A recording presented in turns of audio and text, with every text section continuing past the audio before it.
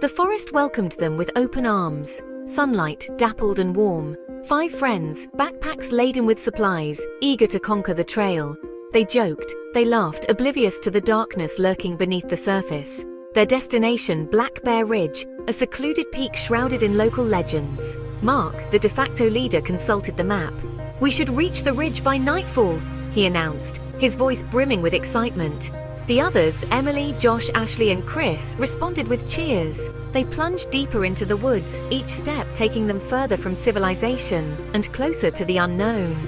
The light began to fade, shadows stretching like long fingers across the forest floor. They stopped for a late lunch by a babbling brook. An unease settled in the pit of Emily's stomach, a feeling she couldn't shake off. Mark pointed towards the clearing. "Looks like a good spot to make camp," he declared, oblivious to the growing unease among the others.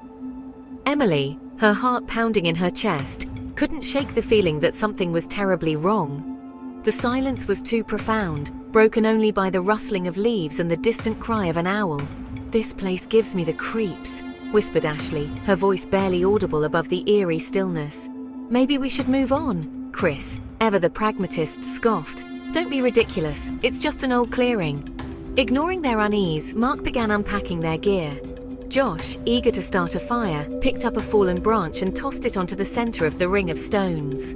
A low, guttural growl seemed to rise from the very earth beneath their feet, sending a jolt of fear through their veins.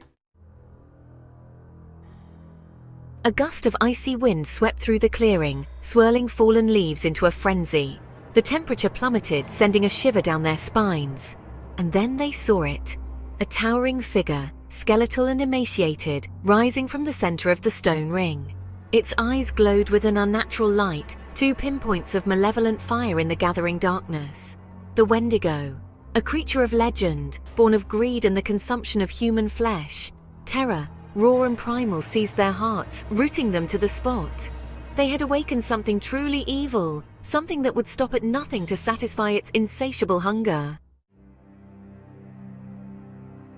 The Wendigo moved with a speed that belied its size. One moment it was a horrifying specter in the fading light, the next it was upon them, its skeletal hands reaching, its claws like blades. Screams pierced the stillness of the forest as they scattered, their carefully planned hike dissolving into a desperate fight for survival.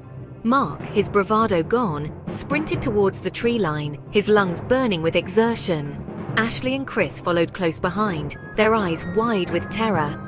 Josh, however, stumbled, his foot catching on a root. He fell with a cry of pain, his backpack tumbling into the dirt. As he struggled to rise, the Wendigo descended upon him. Its claws flashed in the moonlight, a blur of bone and shadow. Josh screamed again, a desperate, pleading sound that echoed through the trees. Then, silence.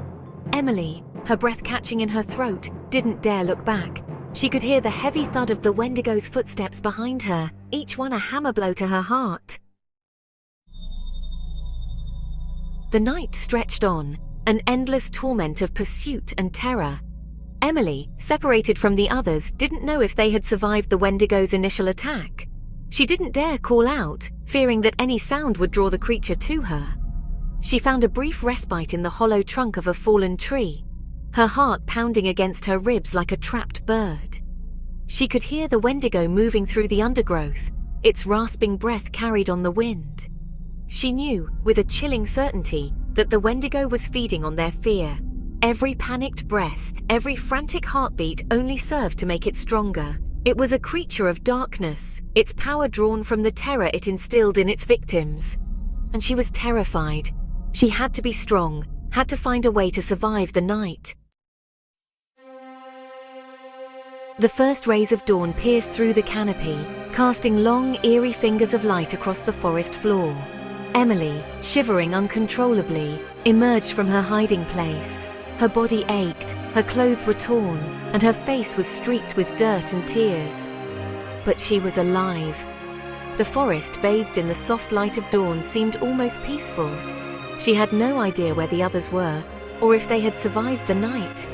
She called out their names, her voice hoarse and weak, but the only response was the rustling of leaves and the distant caw of a crow.